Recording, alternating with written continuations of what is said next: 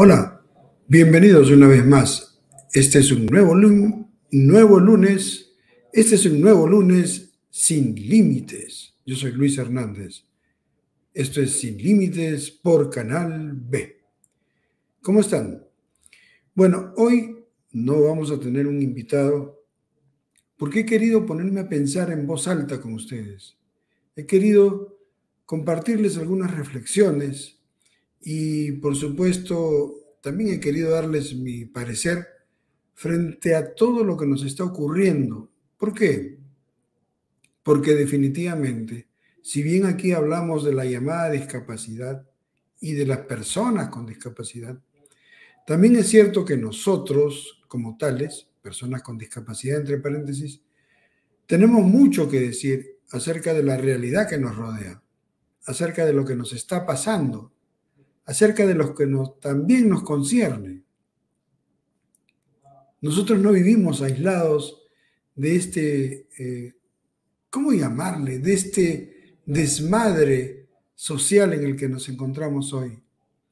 Y yo he dicho más de una vez, si quisiéramos resolver nuestros problemas como personas con discapacidad, si quisiéramos aplicar políticas públicas, si quisiéramos realmente que el Estado funcione como debiera funcionar, primero tendríamos que solucionar problemas de fondo.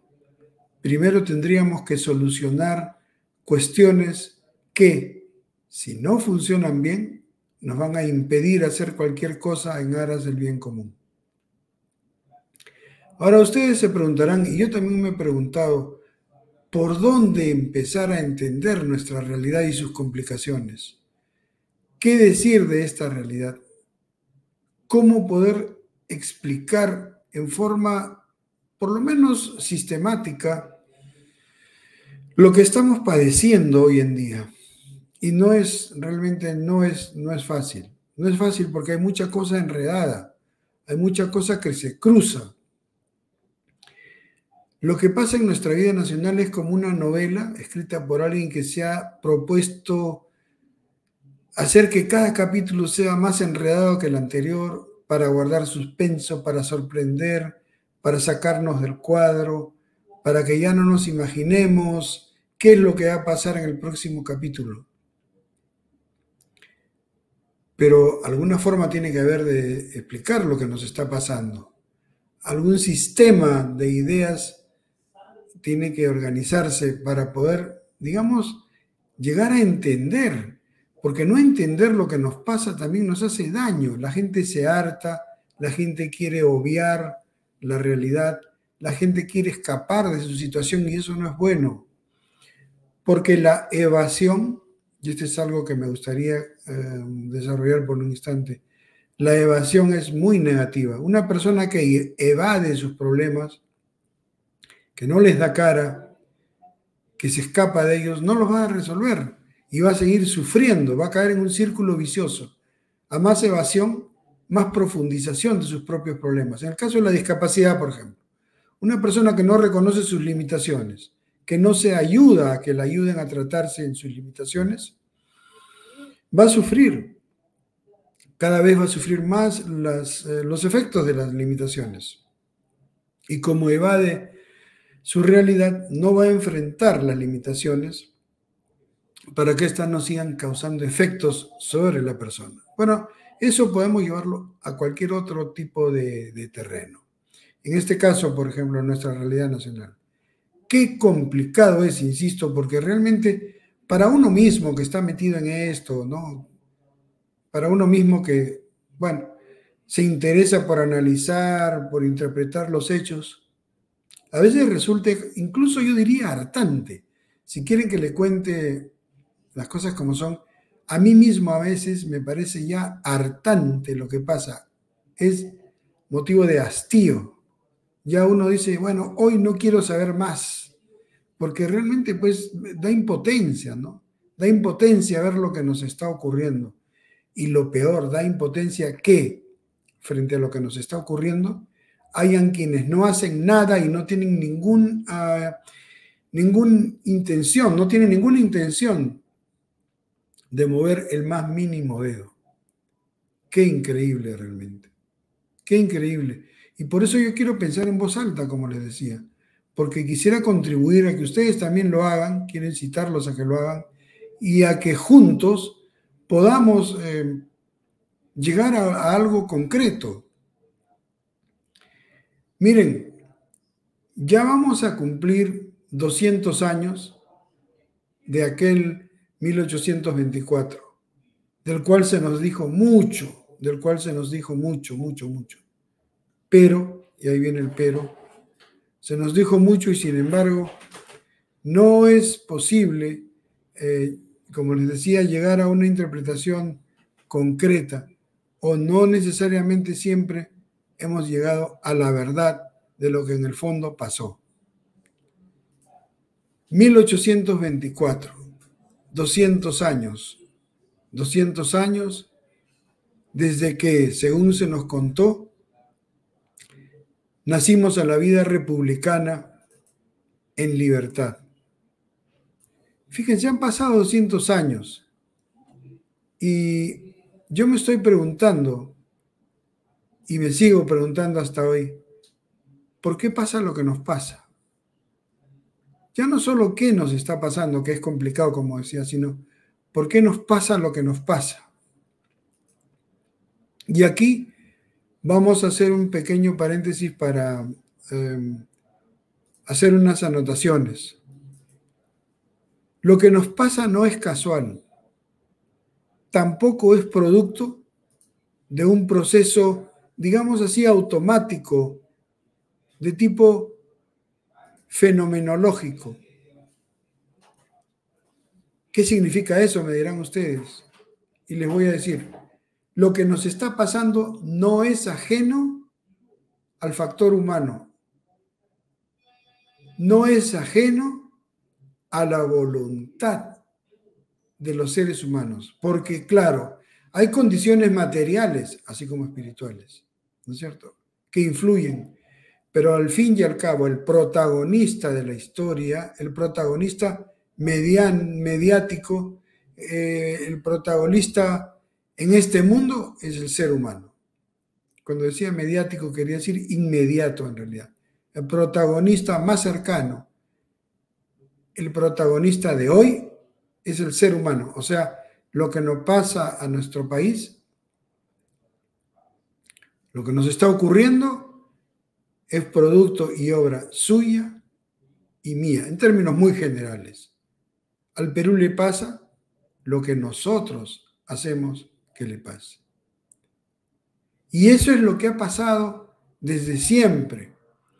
Y con el Perú republicano, lo que nos pasa y lo que nos ha venido pasando desde hace 200 años es obra y consecuencia de lo que hemos hecho usted y yo. Usted y yo, repito, en un sentido figurativo, en un sentido tal que, bueno, comprende a todos los miembros de la sociedad. Hoy decimos, bueno, esto nunca pasó hace nunca, voy a forzar esa frase, nunca pasó hace nunca, pero eso no es real. Miren, ¿qué vemos hoy? Enfrentamiento entre peruanos. Estamos viendo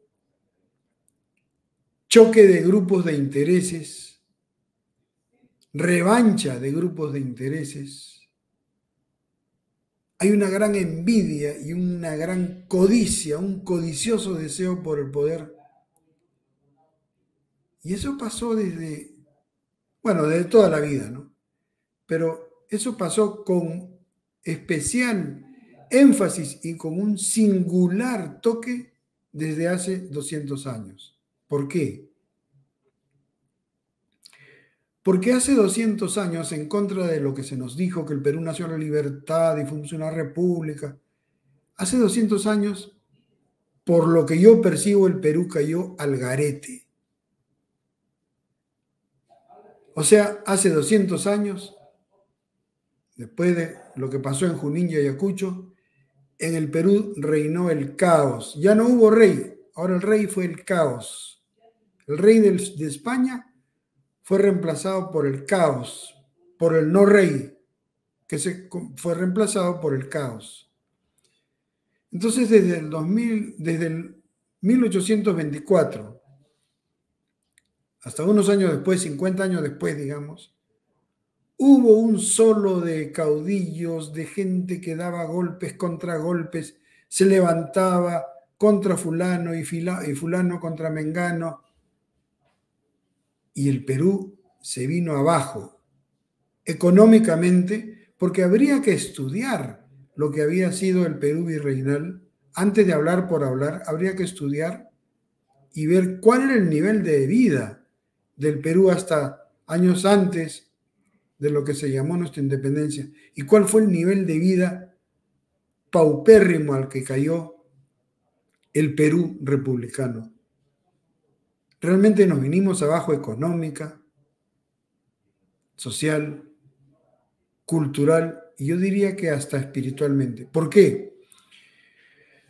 Porque hasta antes de ese 1824, el Perú era parte de toda una comunidad de vida. No solo digo económica, pero claro, económica también. Era parte de toda una gran comunidad que ocupaba gran territorio hispanoamericano. El territorio hispanoamericano fue balcanizado, nos separaron en repúblicas y acá voy. En repúblicas como el Perú, no voy a hablar de otras para no herir susceptibilidades, pero el Perú fue producto de una balcanización. ¿Y saben qué pasó? Después de 50 y tantos años de caos, el Perú, figurativamente o metafóricamente hablando, se convirtió en una especie de hacienda que era codiciada por minorías que querían convertirse en sus capataces o caporales. Y en esa hacienda, ¿qué había que hacer? Había que sacar las materias primas, había que pastorear ganado. Miren lo que les digo, esto suena duro, pero había que pastorear ganado y nada más. Un ganado al que no había por qué, y acá viene, miren lo actual de esto, un ganado al que no había por qué educar, un ganado al que no había por qué tener bien de salud, un ganado al que no había por qué darle el más mínimo bienestar, o sea, a la sociedad peruana, aquellos que querían ser sus caporales, aquellos que querían convertirse en hacendados de esta porción de territorio ex hispánico, ahora peruano, aquellos hacendados querían hacerse del poder para tratar a la sociedad peruana ni más ni menos que como un ganado al que había que manipular, al que había que dividir, al que había que maltratar, porque el ganado, si se le trataba como eso, como ganado, al final hasta llegaba a que no iba a reclamar. En algún momento ya como que se iba a resignar. Y eso es lo que estamos viendo ahora nosotros. Frente a todo lo que nos pasa, frente a lo que vemos en las noticias, en cierta prensa, el Perú como que no reclama, o si reclama lo hace de improntus, pero frente a cosas obvias, parecería que todo es normal. Algunos dicen, bueno, ya todo se normalizó, y no es que se normalizó. Lo que pasa es que nosotros ya nos resignamos a vivir como estamos viviendo hoy, en el 2024. Miren cómo podemos saltar desde el 1824 al 2024 y seguimos siendo tratados como ganado. Y se nos da lo que se le da al ganado para que vayamos pasteando, para que vayamos rumiando, incluso en el terreno cultural. Seguimos rumiando, repito, rumiando ideas del siglo XIX. O sea, somos un ganado pseudopensante que hasta ahora creemos que hay recetitas del siglo XIX De ahí, por ejemplo, las recetitas tanto liberales como socialistas del siglo XIX, que hasta hoy seguimos rumiando y rumiando y rumiando. Desde que el Perú se convirtió en una especie de hacienda, entonces, hemos tenido a hacendados, valga la redundancia, que han tomado el poder y a otros que lo que han hecho es luchar contra esos hacendados para reemplazarlos, llegar al poder y reemplazarlos. Y eso es lo que hemos visto. Por eso es que entre nosotros llega un momento que se acaba la república aristocrática, así la llamó Basadre. ¿Cuándo? En el 2019, cuando Leguía, que también era un aristócrata, no solo gana las elecciones, sino que da un golpe de Estado para intronizarse en el poder hasta fines de los años 20. Muy parecido, salvando distancias, a lo que pasó con Fujimori, ¿no? Bueno, ya en los años 20 el Perú cambia pero en lo formal, cambia en sus facciones, cambia superficialmente. Claro, ya por ejemplo, si datitos se trata, porque nos gusta mucho el datito, la anecdotita, el Ministerio de Hacienda pasó a llamarse el Ministerio de Economía, por ejemplo, y Finanzas. Pero como sin Leguía, y después de Leguía, el Perú siguió siendo una hacienda cuyos apoderados seguían en eso, tratando al ganado. Se trataba de apoderados que querían vivir a la inglesa, que tenían todo un ambiente al estilo inglés, después norteamericano, pero al estilo inglés inicialmente.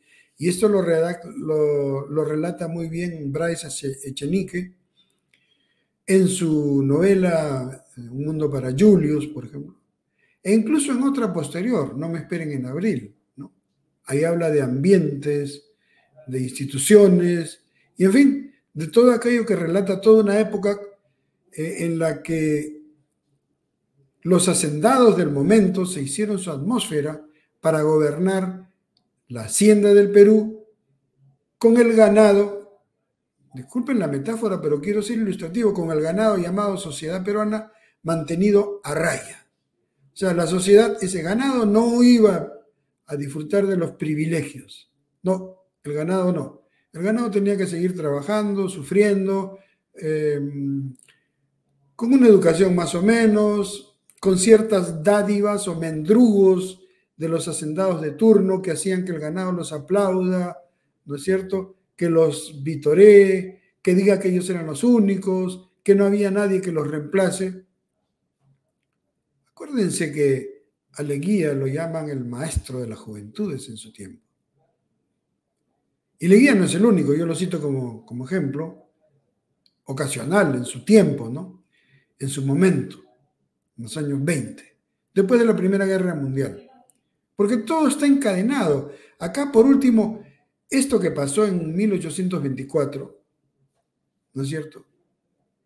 La balcanización de Hispanoamérica, la consolidación supuesta del Perú republicano obedece a intereses transnacionales, transcontinentales, a intereses anglosajones, del imperialismo anglosajón, o como dicen algunos, del emporio anglosajón, que ya en el siglo XIX busca expandirse por todo el mundo, y claro que nos agarra a nosotros, nos balcaniza, y de ahí lo que venimos llamando la haciendita llamada Perú. Acá se habla de república bananera y no sé qué, no. En realidad somos una hacienda que está en manos de unos cuantos hacendados, en realidad caporales por encargo, que se hacen del poder y que nos tratan como ganado. A veces escucho que se nos toma el pelo, ni siquiera eso, al ganado no se le toma el pelo, al ganado se le ordena, se le da su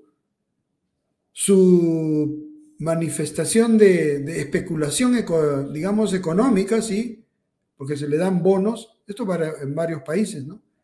Se le dan bonos como pasa en la pandemia, se le manipula psicológicamente y el ganado ahí, bueno, sin reclamar, dando vueltas sobre lo mismo, enfrentándose con el ganado mismo, en fin, y todo tranquilo. Arriba en el poder, todo bien, todo suave, no pasa nada, ¿no? No pasa nada. Bueno, en el 2024 ¿no les da esa sensación a ustedes? Que estamos como en una hacienda y que nosotros somos el ganado al que se nos trata como a los hacendados les da su reverenda gana, sin que nosotros hagamos nada. En lo económico, ¿cuánta gente está pero recontra mal? Y no hay que ser brujo para darse cuenta de eso. Y no admito que me digan que hay que ser de izquierda para denunciarlo, porque ahorita vamos a llegar a eso, a la izquierda. Para mí el tema va más allá de las izquierdas y las derechas, pero bueno, hablemos reduccionistamente de la izquierda. La izquierda se pasó toda una vida hablando de los pobres, por los pobres. Desfiló por las calles, ¿cómo no?, con los pobres. Pero, ¿dónde está la izquierda ahora? ¿Qué ha sido de la izquierda frente al ganado? Y la izquierda levanta los hombros como fariseos. Nosotros no creemos que la sociedad sea ganada. Así, ¿no? Ajá. O sea que la izquierda dice que la izquierda es la izquierda. Y la izquierda le ha enseñado a nuestra sociedad, porque ha tomado la educación, ha tomado todo lo que es universidades, escuelas. ¿La izquierda qué le ha dicho? Miren, hijitos, ustedes tienen que creer en nuestras intenciones. No hagan caso a nuestras obras. Ustedes tienen que creer en nuestras intenciones. Nosotros somos buenos. Lamentablemente parte del ganado, esto no suena políticamente correcto, por supuesto, ni nada que se le parezca, lamentablemente parte del ganado le ha creído a la izquierda y ha comenzado a avalar de gusto. Ha comenzado a, no sé, a cantar, a saltar, a aullar de gusto. Sí, sí, por sus intenciones les creemos. Las de izquierda son buenos. La gente de izquierda nos quiere. Muy bien. ¿Dónde creen que está la izquierda ahora? Y aquí, aunque no me voy a meter en Honduras, porque no es el caso hablar de filosofía en sí, pero ¿dónde está la izquierda? ¿Saben quién nos puede ayudar? ¿Saben quién nos puede ayudar? Aunque les parezca irónico y paradójico, el mismo Marx. Y alguna vez me gustaría hablar a profundidad sobre esto. El mismo Marx nos ayuda a entender dónde está la izquierda. Miren, en el manifiesto de Marx, él dice, hasta ahora los movimientos han sido hechos por minorías con el favor de minorías. Yo no voy a hablar de Cuba, no voy a hablar de Venezuela, voy a hablar del Perú, acá de nuestro Perú. ¿Dónde está en el 2024 la izquierda? ¿Acaso a lo largo de nuestra historia la izquierda no ha sido una de esas minorías que han hecho movimientos para su propio favor, para su propio beneficio? ¿Acaso la izquierda no ha tenido ministerios? ¿Acaso la izquierda no ha llegado al poder, inclusive aunque no hayan votado por ella? Porque la izquierda golpista, y los que conocen de teoría de izquierdas, digamos, sabrán a qué me refiero cuando hablo de Putsch. Putsch es en alemán el término de golpe. La izquierda putschista se subió al carro de la revolución velasquista, ¿no es cierto? Y la izquierda siguió tranquilamente, con algo de escozor, pero siguió tranquilamente en ciertos puestos inclusive en la época de Fujimori.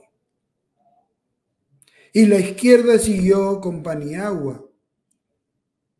¿Ustedes creen que los dirigentes de la izquierda, que los grandes líderes de izquierda, los más notorios, son proletitas? ¿O ustedes creen que viven como proletitas, como proletarios? No. Entonces la izquierda, y acá ya cierro el paréntesis, la izquierda también es una de esas minorías que se ha aprovechado de la hacienda para hacer sus movimientos, para su propio favor y beneficio.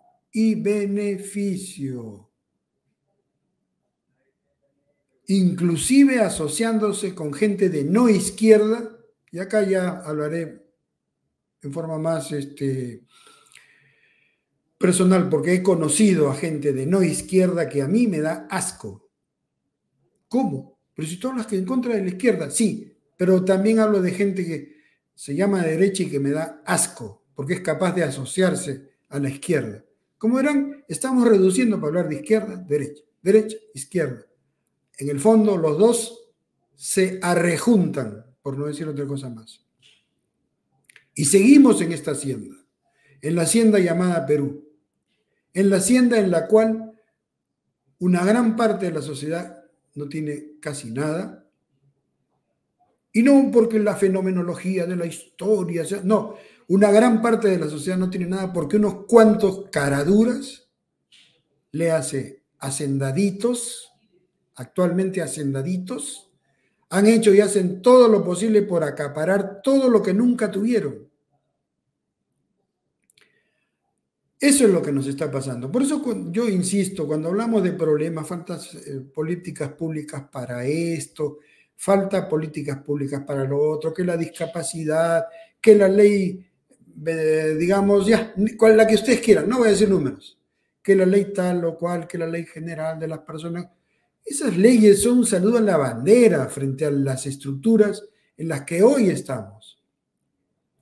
Tenemos que superar esta situación de pobre y triste hacienda, ni siquiera república bananera, hacienda, de una hacienda de unos pocos,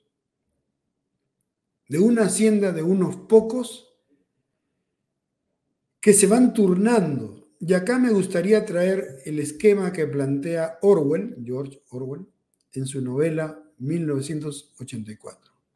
No es lo que él dice textualmente, pero la idea es en el fondo la misma. Yo la voy a aplicar al Perú. En esta vida de hacienda que hemos venido, digamos, atravesando, nos dividimos en diversos grupos, ¿ok? La sociedad peruana se divide en diversos grupos. Voy a llamarles, Orwell habla de los altos, yo le llamo los que están en el poder, los que quisieran estar en el poder y la masa, ¿ok? Los que están en el poder viven de lo lindo, pueden mostrar alhajas, lujos y todo lo que ustedes ven y todo lo que ustedes quieran. ¿Ok? Los que están en el poder, pues uno dice, oye, estos llegaron a su paraíso.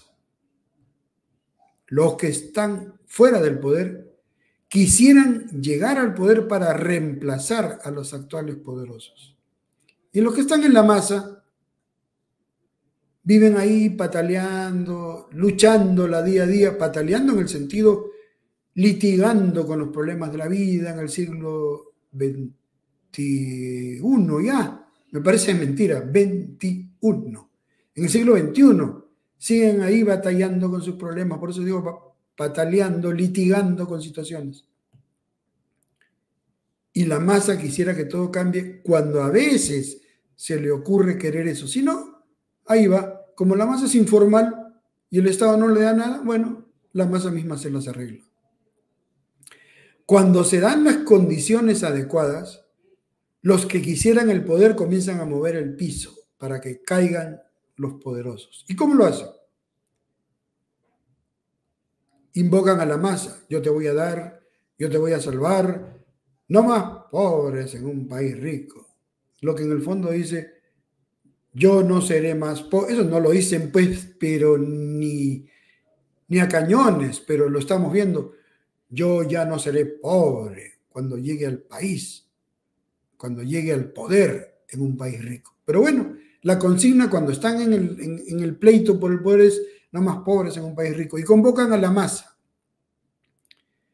La masa en un momento se encandila y no espera obras. Siempre se dice obras son amores, ¿no? Obras son amores y no buenas razones. Bueno, acá la masa no espera obras, escucha intenciones y se emociona y se enamora y comienza a sudar de emoción y comienza a transpirar y se agita y suspira y le dan más buenas intenciones. Yo te voy a dar lo que nunca has tenido. Te voy a convertir a ti en en la nueva parte privilegiada, en el sector privilegiado de la sociedad. Tú gozarás de lo que gozaban ayer los privilegiados. Apóyame, yo soy la solución. Vota por mí o vamos conmigo. Conmigo todo cambiará, ¿no? Eso es lo que dicen quienes aspiran al poder. ¿Izquierdistas entre ellos? Claro que sí. Y llega la hora de la hora. Los hacendados se van del poder y llegan los que querían ser hacendados. Ahí se asocian, ¿no? Izquierdistas, no izquierdistas, unos que se dicen progresistas, otros que se dicen, sí, yo soy de derecha, otros que dicen, no, yo soy del centrito. Bueno, todos de repente hicieron una gran coalición. Eso pasó cuando cayó Fujimori también.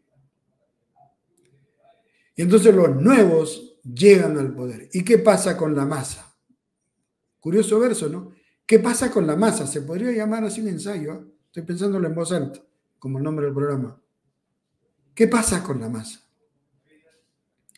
Cuando los nuevos poderosos ya están en sus asientos y salen a hacer, no sé, pues estoy pensando, también se me ocurre, salen a hacer maniobras, a saludar al pueblo. Hola pueblo, gracias por elegirme. Aquí me tienes haciendo bicicleta estacionaria. Ahora voy a dar 30 vueltas porque yo también hago deportes mientras gobierno. Ah, ya, muy bien. ¿Qué pasa históricamente, qué ha pasado desde el 1824? ¿Y qué pasa hasta el 2024 cuando los nuevos poderosos se hacen del poder? Valga la redundancia también. Lo que pasa es que la idea sale así, ¿no? En voz alta. Bueno. Una vez que los poderosos ya están con la suya, con la que querían, aquello de no más pobres en un país rico se acabó. Aparecen los lujos, aparecen los privilegios, las lajas, las joyas, los nuevos peinados, los nuevos looks. Yo pregunto, ¿las nuevas propiedades? Aparece todo eso. Y vuelve la pregunta que les hacía. ¿Qué pasa con la masa? Bueno, históricamente la masa ha vuelto y vuelve, o sea, regresa a su antiguísima posición de servidumbre. Antiguísima porque parece que hace mucho, pero a partir de 1824, acuérdense lo que pasa con Bolívar y todas las leyes que se dieron y todo lo que pasó con los indios y todo lo que en la época republicana pasa con los Andes, con el Perú serrano, que es marginado, porque ¿qué cosa comienza a desarrollar y a crecer en la república? La costa, porque en la costa están los puertos, en la costa está la actividad financiera, la actividad política. Y entonces los hacendaditos de la época republicana, lo que se conoce como la oligarquía criolla, del guano y el salitre, y los posteriores grupos del poder, ¿qué hacen? Hacen que la masa regrese a su posición de servidumbre. Yo te llamé para que me ayudes y me pongas en el poder, pero ahora que ya estoy en el poder, ahora tú vas a ser la servidumbre mía. Yo soy tu nuevo amo. ¿Te acuerdas de tu amo anterior, cómo se apellidaba? Bueno, yo no me apellido como él. No tengo apellido rimbombante, aristocrático, pero yo soy tu nuevo amo. Y yo me voy a hacer rico en un país en el que tú, masa, vas a seguir siendo pobre. Eso es lo que nos está pasando. Y eso es lo que estamos viendo en estos días, mis queridos amigos.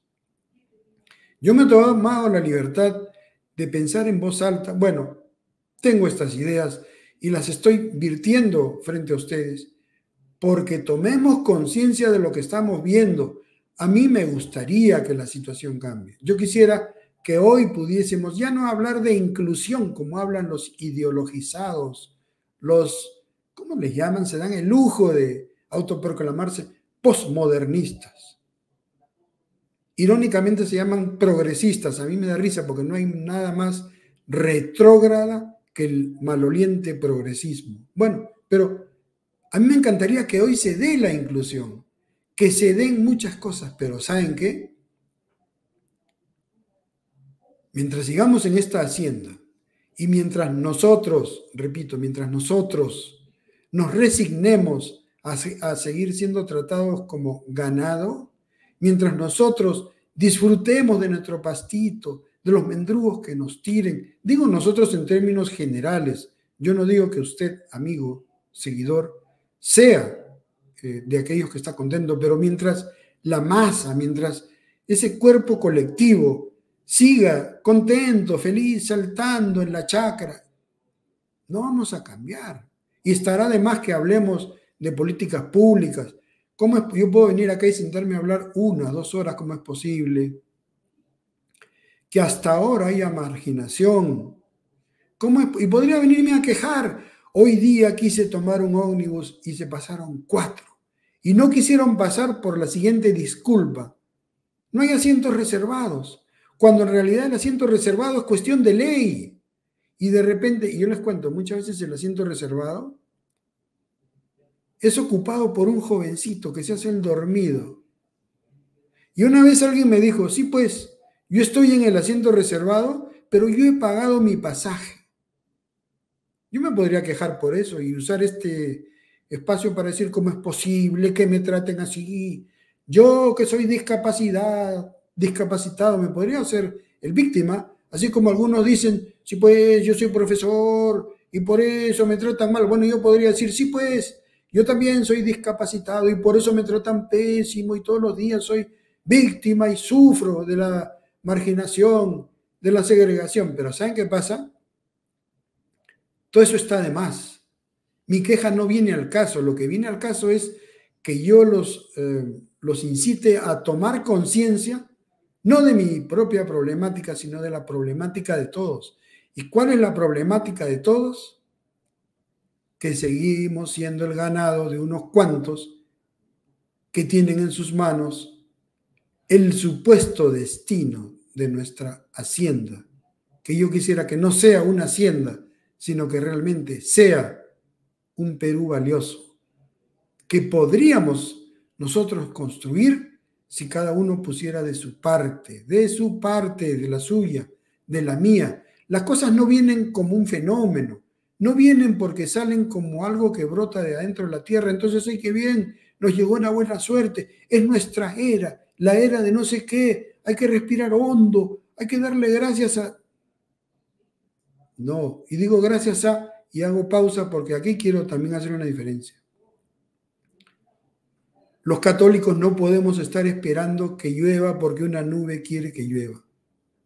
Los católicos somos muy conscientes de que el actor esencial de la historia es Dios, pero también tenemos que ser muy conscientes que Dios cuenta con nosotros y nos ha encargado a nosotros multiplicados y henchid la tierra. Yo interpreto personalmente eso como hagan su parte, muchachos, en lo que a ustedes les concierne en cuanto a la historia. No se queden a esperar que yo, bueno, me atrevo a figurarme un poco que Dios lo dice, ¿no? No se atrevan a pensar que yo lo voy a hacer todo por ustedes. Tampoco, pues, ganarás el pan con el sudor de tu frente. ¿Qué quiere decir eso? ganarás el pan, harás patria. Eso lo estoy interpretando yo. Eso deduzco yo, digamos, siguiendo la línea del sentido de la palabra de Dios. Harás patria con el sudor de tu frente. La patria se trabaja. Y entonces somos nosotros los que tenemos que trabajar. Y lo voy a decir, no violentar. Trabajar para hacer patria. Y aquí quiero rechazar rotundamente aquello de, no voy a usar malas palabras porque no es mi estilo, pero no hace falta que corran ríos de sangre, repito, no es verdad que hace falta que corran ríos de sangre para que se haga patria. La patria se hace con trabajo, con el sudor de la frente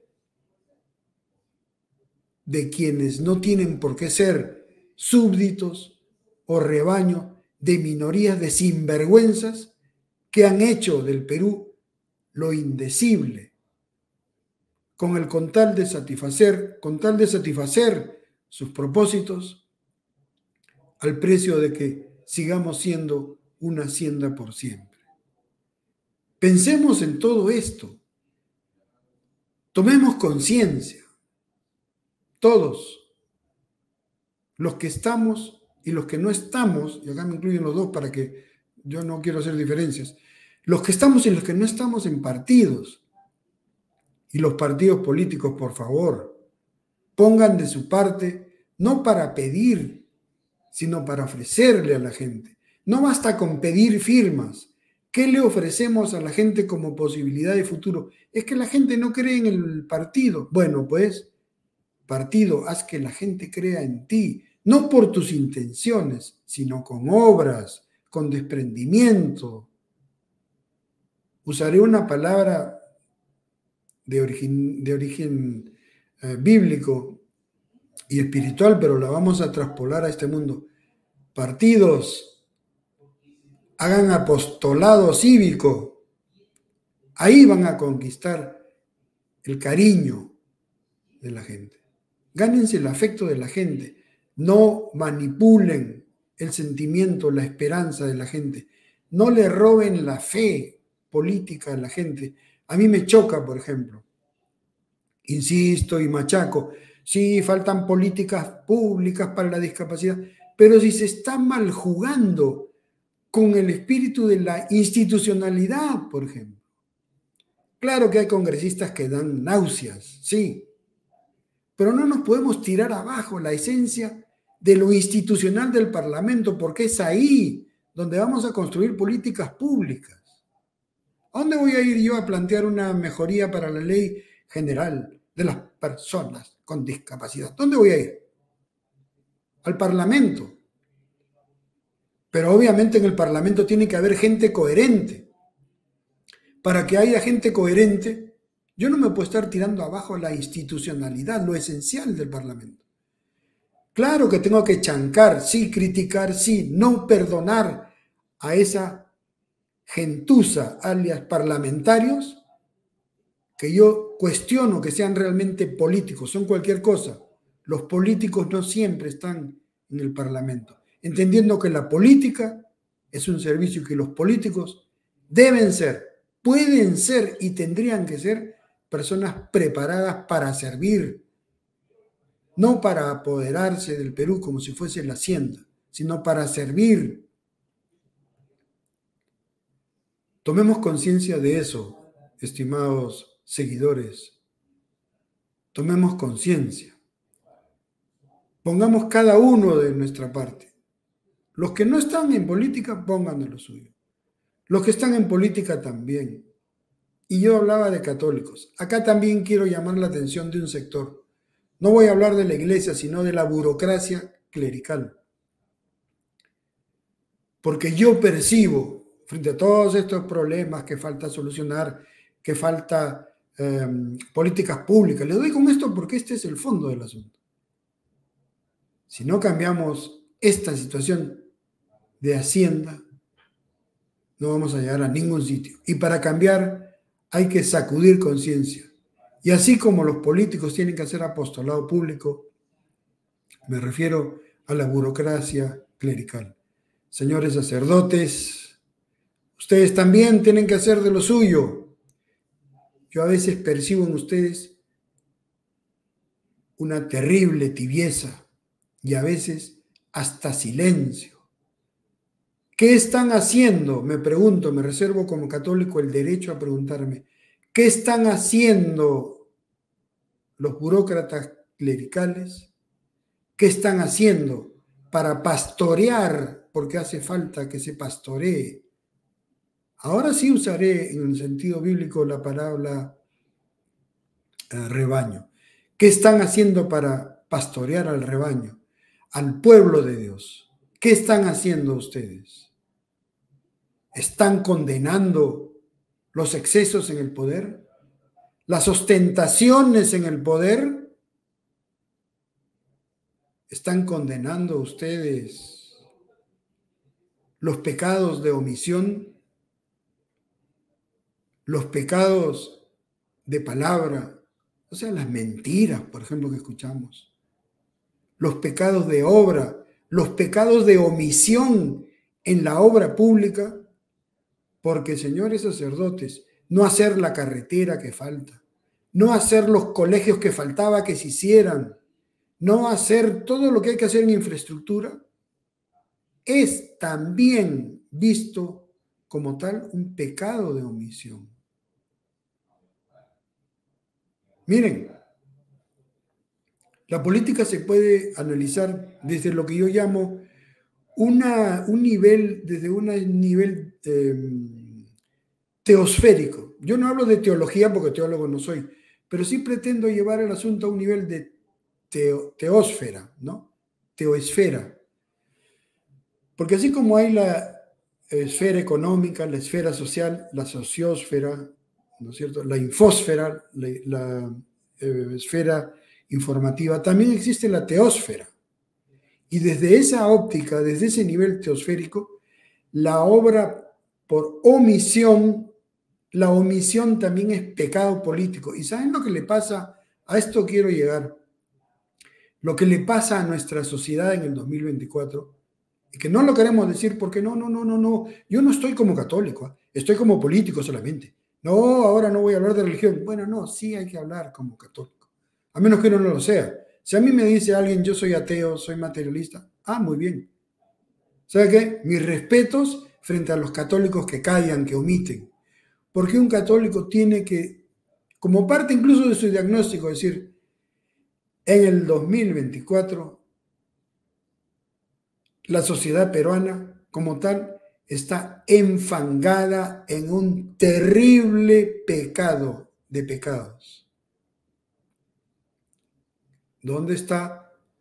Entre otras, la burocracia clerical. Por eso reclamo yo, porque el pecado está en todo, en lo económico, en lo social, en lo cultural, en lo emocional, cómo se juega, cómo se manipula con nuestras esperanzas. Todo eso es pecado. Alguien me dirá, oye, tú pareces un curita. Bueno, lo siento, pues. Lo siento. Pero entonces, ¿eres de derecha o de izquierda? No, yo soy católico. ¿Ok? Y desde esa óptica vengo a conversar con ustedes cada vez.